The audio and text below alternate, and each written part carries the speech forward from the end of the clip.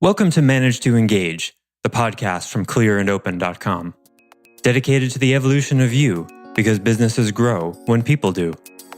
Serving leaders, managers, and people who will be, helping you reach excellence in your work and achieve your personal goals at the same time. Sign up for the free course at clearandopen.com. Just because you're able to describe something well doesn't have necessarily a whole lot to do with how well you can embody it. Easily demonstrated by the converse. Someone who can embody something really well doesn't necessarily teach it well. Hi, it's Joseph, and thanks for tuning in to Manage to Engage, the podcast from clearandopen.com. To conclude this series, I want to talk about the gradual and constant nature of learning, especially for teachers and managers. You can know a heck of a lot about something, even be considered an expert on the subject, and still be learning it. Learning is far from binary, and it doesn't serve us to think about it that way. In fact, relating to learning as something you can complete can be quite dangerous. It's cliche in some circles to say, learning never ends, but what are the pitfalls that might be causing you to stagnate in your growth? Keep listening to find out. I offer weekly member webcasts, online courses, and mentorship at clearandopen.com because it's my truth that with the right tools, anyone can eliminate the people, money, and time problems holding them back in business. And I share parts of these webcasts and courses on this show because I want to help you too. If you're enjoying the show and learning from it, I'd love your feedback. If you're listening to the show on an Apple device, all you have to do is open the podcast app, view the full description of the episode, and click the link to leave a rating and review for the show. Thanks so much for listening. Let's start the show. Your original question a few minutes back, or an area of our life where we know a lot about something but haven't learned it. I'm pretty sure I know a lot about management. I think I know a lot about the difference between Superman and Yoda, as we've discussed it. Asking, not telling, not solving people's problems, and setting expectations with clients. I think I know a lot about that stuff. I look at myself as only at the beginning of learning those things. Beautifully said. Beautifully said. I couldn't say it better. That's exactly how I'm encouraging you guys to hold anything. If you do know a lot about something, stand in it. I know a lot about this. And I'm still very much learning it. And you see, that's an and. I can even feel it in my own mind that it stretches something. Because there's some part of me like, what? How can you know a lot about something and still be learning it? The school doesn't teach us that. School says you got 100 on the test. You know it. You're done. It's no wonder we forget it all that stuff we learned. Not just because it's useless, but because we never really learned it in the first place. I heard a memory expert once said, it's not that you forgot the person's name. You never learned it in the first place. Totally true. Yeah, that's because that's a rigorous explanation. When you learn, I've been studying a little bit here and there, memorization techniques and learning styles, and that's a rigorous way of actually describing what goes on. You don't forget information. You just didn't learn it in the first place. And so, apply to what we've been talking about. If you're trying to change a behavior and you know a lot about it, cash flow management or, how to manage people or whatever.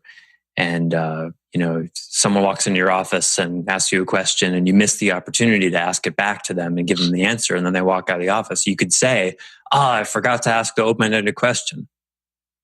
I didn't use what I learned. Okay. That's one way of framing it. Another way of framing it is you haven't learned it yet. See, to me, I haven't learned it yet calls me forth to, it makes me hungrier, Like in music, this is a big one. In practicing music, it's like you can learn a scale But to be able to actually improvise with that scale when there's 3 other instruments playing and you've got a tempo to keep, you'll find out very quickly how well you know that scale when called to apply it in that moment. Right? You may be able to play it great with a metronome when there's nothing going on, and then suddenly you're jamming with some other people, and you're listening to all this stuff, and it just falls apart. That's the feedback. Oh, I actually don't know it like I thought I did. Cool. Now I know what to practice. It gives you information. As long as you don't beat yourself up about that, which would be not productive and not true. That you're a bad person or something because you don't know something. That's not true. Or that you should have learned it already. According to who or what? Is there a calendar somewhere written in stone? I beat myself with that stick a lot. Yeah. That's actually a way to let yourself off the hook. You guys track that? The inner critic, that's the ruse of the inner critic. Because it's a way of this. I'll talk about this I think I know what the course after the How to Manage course is going to be. And it's going to go into things like the guilt, shame, remorse, regret, all of these pieces that I've talked about before. I'm also going to put in the book I'm thinking about planning to write this year, beginning in the second quarter. I hope, maybe, I don't know. I really want to. That's exactly where I'm at with it right now. Strong intention and the beginnings of a plan.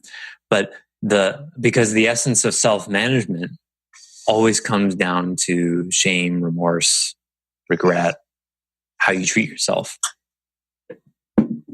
And the beating yourself up for something is a way of paying off a perceived debt to make yourself feel better. Like, have you ever done something and then felt bad about it and then told yourself, well, at least I felt bad about it, so it's okay? Right? That's it. That's guilt. It's a form of guilt. It's a way of energetically emotionally paying off something. It's because it's an expression of conscience. Conscience is the essence. Oh, I did something bad. I know I did something bad. And then you think, well, I could apologize to the person or do something to make it right. No, I'll just feel bad about it. That's enough, right? We tell ourselves. And then you feel better because you felt bad about it. Like as if you served some time, right? That's how our penal system works. Like, you did something wrong. You need to go in a room for 10 years and you have some of your privileges taken away from you. And then when you served your time, whatever that means, paid your debt to society. Paid your debt to society. Boy, I can't think of some better stock language than that. Paid your debt to society, right? You've served your time. Now you can come out because you must have learned something. You see, there's the learning thing again. Do they even have to pass a test while they would go before the parole board? Do you feel you've changed? Oh, yes, very much.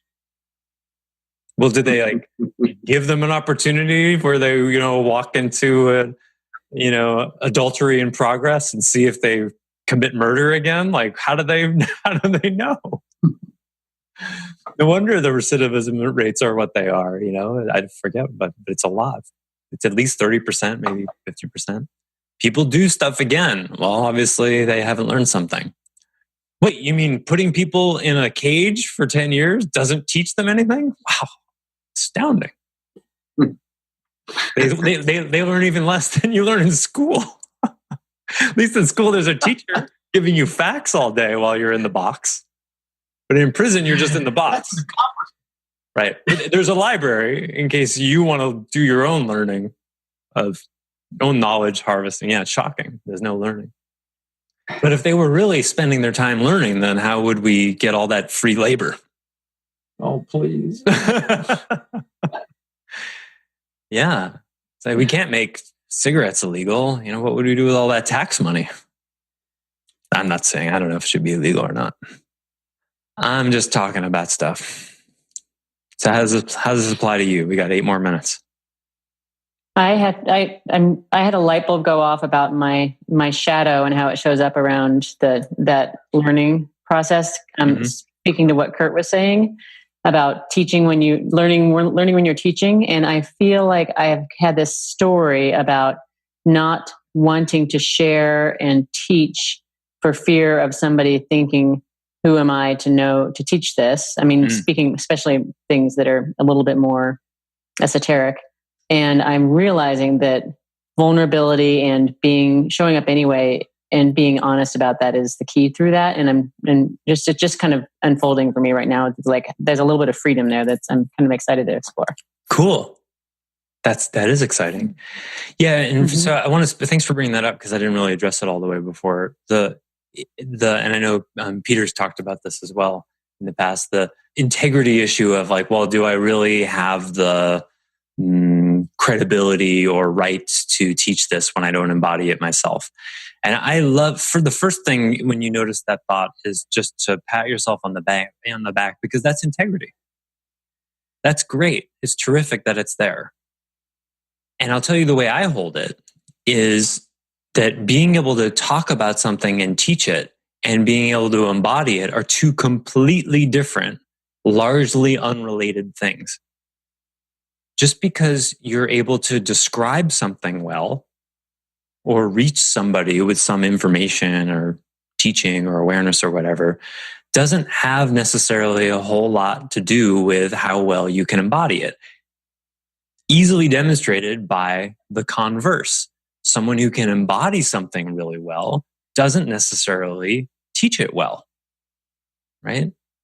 I once followed around a plumber in my house who was doing some work, and he was incredibly skilled, but he couldn't describe what he was doing to save his life. I was asking questions. Well, why do you do that instead of that? And could you use that?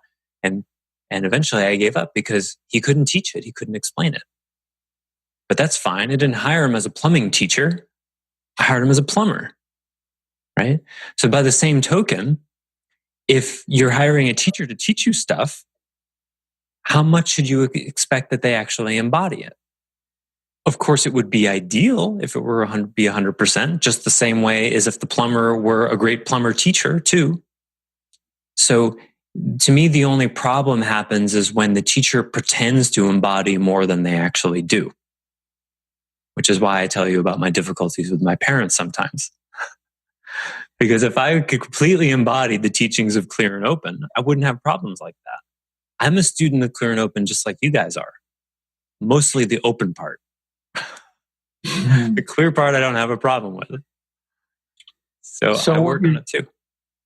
So what you're saying is part of the credibility in those situations it comes from the owning the fact that we're still learning this ourselves. Yeah. And when you're managing someone, just like, when I'm teaching you guys, I spend 5% of the time, maybe, it depends on the moment or whatever, revealing my own vulnerabilities and inadequacies where I'm struggling with it. Because in the role that I'm in, it's about serving you guys. So as much as possible, I'm supposed to make it about you. Now, a shadow can grab that and run with it and start to run some kind of arrogant ivory tower, I've got it all together thing. And, inevitably, you just have to work that out because any teacher, the power inevitably goes to your head, and then you just have to fix that. Life will sort that out for you.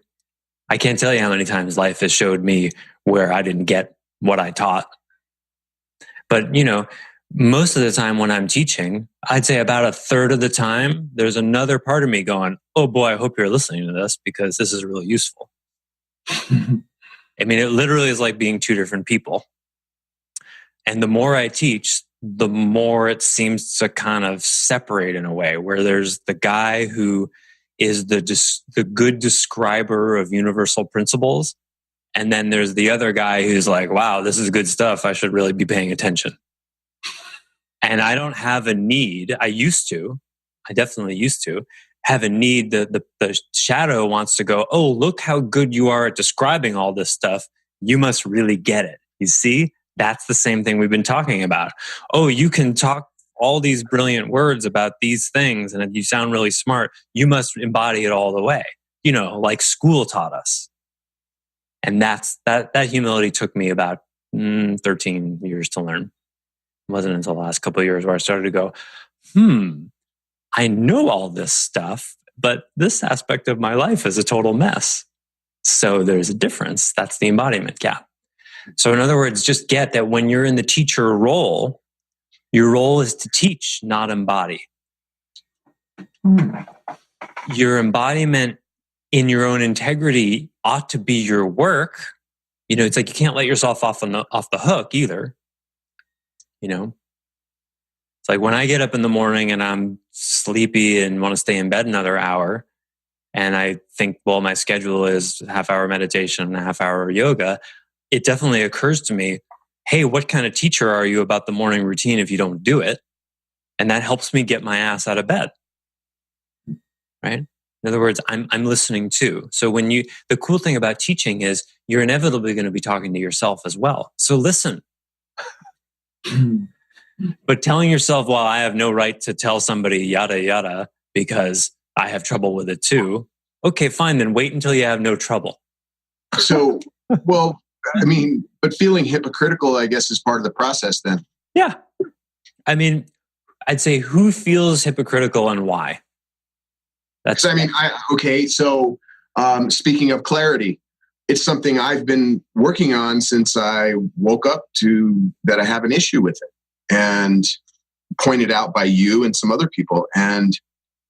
But now I see it everywhere. I see, my whole family, they're so vague when they have any kind of discussion or email or text messaging.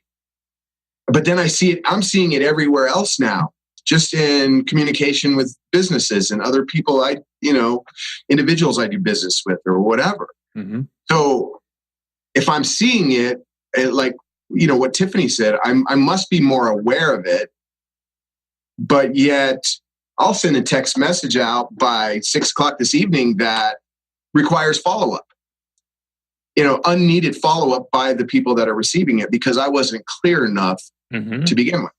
Okay. Both of those are true. So it's okay. Keep on going. I guess. Okay. Yeah. Really, ask yourself, under what circumstances would you have to disqualify yourself from espousing a principle or a truth because you don't embody it well enough? Well, it just sucks to be expecting clarity in communication, email or whatever, but yet then I communicate something, it's not clear, and they call me. Yes. That's it. You had me at it sucks. Yes. It sucks to teach stuff that you don't yet fully embody. Yeah, welcome to my world. I have to go easier on myself because there's a part of me that's like, oh, look at Mr. Clear and Open. How well are you managing your time today? Shut up. I'm detoxing from caffeine. I'm giving myself a break through January, so that it sucks. That's the thing you face because that's the pain that will actually help drive you. You see? Mm-hmm. Yes, use it. Use it. That's okay. Exactly right. Because because the more you talk about it, your people will hold you accountable to it. Use the force, Luke. It commands you, yet it obeys you. Thanks for listening to Manage to Engage, the Clear and Open podcast. Join us next week when you'll be a little bit closer to who you're destined to be. Until then, know that Clear and Open is dedicated to the evolution of you, because businesses grow when people do. If you want to help the show grow, I'd appreciate you leaving a rating and review on iTunes. All you have to do is open the Apple Podcasts app, view the full description of the episode, and click the link to leave a rating and review. Or you can go to clearandopen.com/review and it will bring you to the right place. If you're looking for more support on your journey, head over to clearandopen.com for even more tools, articles, and free resources. Thanks so much for listening. Bye for now.